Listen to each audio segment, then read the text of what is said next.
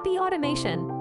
In a previous video, I described how to make a server on your local PC to make an API to access your Automa workflow. But problem is that you will not able to access your API over the world. In this video, I'll show you how to make an API which will be accessible globally. Let's move on it. You will download this directory, and when you run this server, it will run about 5000, and now you will able to access your API but in a private network. You can hit your API from a local network, but you want to access globally. For do that, you'll need to run here Visual Code Studio, download it, and after installation, open here a terminal and switch in a ports tab and forward port. And now you'll put here a port import which is mentioned here 5000. It will take a few moments. Now your port forward is ready, but its visibility is still private. You'll need to change it. Right click, port visibility and public.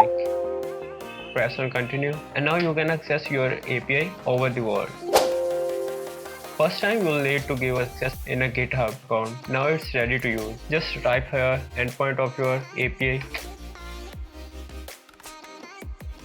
It's ready to use over the world. Even you can hit your API from your mobile. I hope it's useful to make your workflow accessible over the world without accessing your PC.